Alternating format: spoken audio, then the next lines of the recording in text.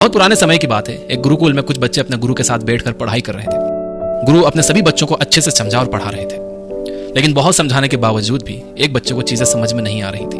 गुरु ने उस बच्चे से गुस्से में अपनी हथेली दिखाने के लिए कहा। बच्चे का हाथ देखकर गुरु ने उस बच्चे को पढ़ाई छोड़कर घर जाने के लिए कहा, क्योंकि उस बच्चे के हाथ में पढ़ाई की रेखा नहीं थी।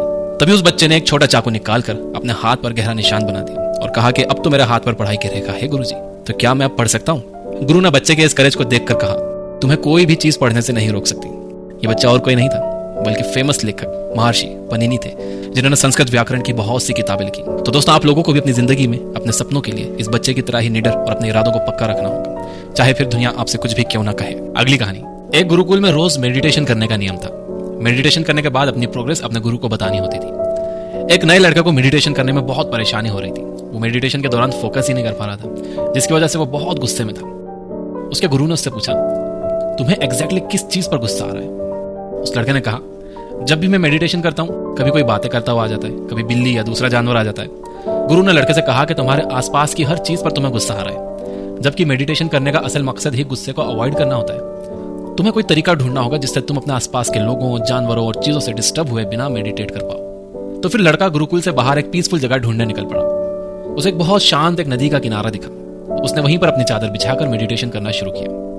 जैसे उसने आंख बंद की तो उसे हवा चलने की आवाज आई, तो वो उस पर गुस्सा हो गया।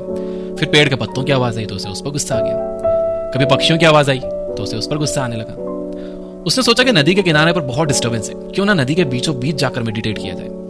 वो एक नाव में बैठकर नदी के बीचों बीच गया और वहां मेडिटेशन करना उसने शुरू किया। नदी में मेडिटेशन करते वक्त उस लड़के को अच्छा महसूस हो रहा था। फिर वो रोज नाव में बैठकर नदी के बीच में जाकर मेडिटेशन करने लगा। अब वो खुश था कि उसे कोई डिस्टर्ब नहीं कर रहा है और वो मेडिटेट कर पा रहा है। एक दिन नदी में मेडिटेशन करते वक्त उसे पानी के छपछपाने की आवाज आई।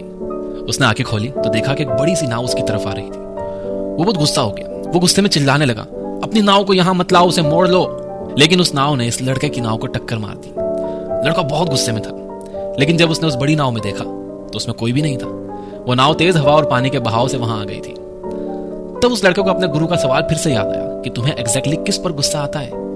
लड़का समझ गया कि असल में गुस्सा उसे दूसरे लोगों की वजह से या सिचुएशन की वजह से नहीं आ रहा, बल्कि खुद अपने रिएक्शन पर आ रहा था। इसके बाद से लड़के ने फिर से गुरुकुल के अंदर मेडिटेशन करना शुरू कर दिया, जहां पर पहले ही की तरह डिस्टर्बेंस था, लेकिन अब उसने उस शोर को एक खाली नाव की तरह समझना शुरू कर दिया था। इस कहानी से हमें यह सीख मिलती है कि बिना आपकी मर्जी के कोई भी चीज आपको गुस्सा नहीं दिला सकती। किसी चीज पर अगर आपको गुस्सा आता है तो आप उसे एक खाली नाव की तरह ही समझो। अगली कहानी। एक बार एक आदमी ने कैंप में बहुत सारे हाथियों को एक छोटी सी रस्सी से बंधा हुआ देखा। रस्सी बहुत कमजोर थी, फिर भी हाथी उसे तोड़कर भागने की कोशिश नहीं कर रहे थे। कैंप के मास्टर ने उस आदमी को बताया कि उन्होंने बचपन से हाथियों को ऐसी ही छोटी रस्सी से बांध रखा है। बचपन में हाथियों के लिए यह रस्सी तोड़ना मुश्किल था।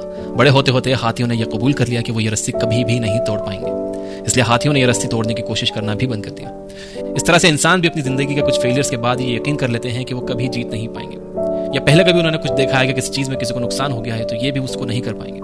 आपको ये बात हमेशा याद रखना चाहिए कि अगर कोई पत्थर हथौड़ों के 100वें वार से टूटता है तो इसका मतलब ये बिल्कुल नहीं हुआ कि पहला वार बेकार था। आपको अपने गोल्स और सपनों को पूरा करने के लिए लगातार कोशिशें करते रहना चाहिए। एक दिन आप इतने कैपेबल जरूर हो जाओगे कि अपना गोल हासिल कर सको। अगली कहानी। एक बार एक राजा ने अपने राज्य के एक रास्ते पर बड़ा सा पत्थर रखवा दिया और छुप कर उस रास्ते पर नजर रखने लगा। राजा देखना चाहते थे कि कौन उस पत्थर को हटाएगा। उस रास्ते से बहुत से लोग निकले, लेकिन किसी ने पत्थर नहीं हटाया, बल्कि कुछ लोगों ने रास्ता साफ ना होने की वजह से राजा को ही दोष दिया। तभी वहां एक आदमी सब्जियों का तांगा लेकर उस रास्ते पर आया। उस आदमी ने बहुत मेहनत करके उस पत्थर को हटाया। पत्थर के नीचे एक लिफाफे में सोने के सिक्के और एक कागज रखा हुआ था, जिस पर लिखा था कि यह इनाम पत्थर हटाने वाले के लिए है। इस कहानी से हमें यह सीख मिलती है कि हमारे रास्ते में आने वाली रुकावट हमें और बेहतर करने और बेहतर बनने की अपॉर्चुनिटी भी देती है। यह हमारे ऊपर डिपेंड करता है कि हम कैसे उस अपॉर्चुनिटी का फायदा उठा सकते हैं। अगली कहानी। एक लड़की अंधी होने की वजह से खुद से बहुत नफरत करती थी। उसे पूरी दुनिया में सिर्फ अपने बॉयफ्रेंड से ही प्यार था। वो अक्सर अपने बॉयफ्रेंड से कहती थी कि अगर वो देख पाती तो तुरंत उससे शादी कर लेती। एक दिन उस लड़की को किसी ने आंखें डोनेट कर दी, जिसके बाद वो पूरी दुनिया को देख सकती थी। फिर उसके बॉयफ्रेंड ने उससे पूछा कि अब तुम सब कुछ देख सकती हो, तो क्या अब मुझसे शादी करोगी? लड़की अपने बॉयफ्रेंड को देखकर हैरान होगी, क्योंकि उसका बॉयफ्रेंड भी अंधा था। लड़की ने उससे शादी करने से इनकार कर दिया, जिसके बाद लड़के ने दुखी मन के साथ उससे कहा, मेरी आंखों का ध्यान रखना, और वो वहां से चला गया। दोस्तों, जैसे जैसे इंसान के हालात बदलते हैं वैसे वैसे उनकी सोच भी बदल जाती है। जिन लोगों ने बुरे वक्त में उनका साथ दिया होता है, कई लोग उन्हें भूल जाते हैं, बल्कि कभी कभी तो अपनी जिंदगी दूसरों के नाम करने पर भी कोई अप्रिसिएशन नहीं मिलता है। तो जो लोग आपका हमेशा साथ देते हैं उनकी कदर करना सीखो, उन्हें अप्रिशिएट करो। हर किसी को केयर करने वाले लोग नहीं मिलते। आपके हालात जितने अच्छे और जितने बेहतर होते चले जाते हैं, आपको उतना ही ज्यादा दयालु बनना चाहिए।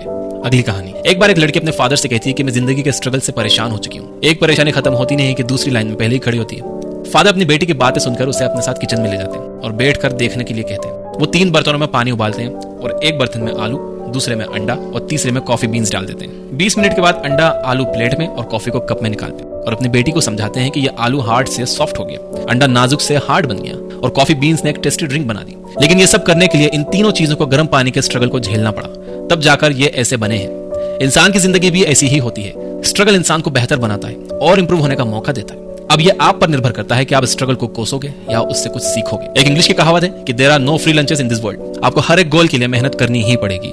Thanks for watching. Tap a YouTube subscribe button.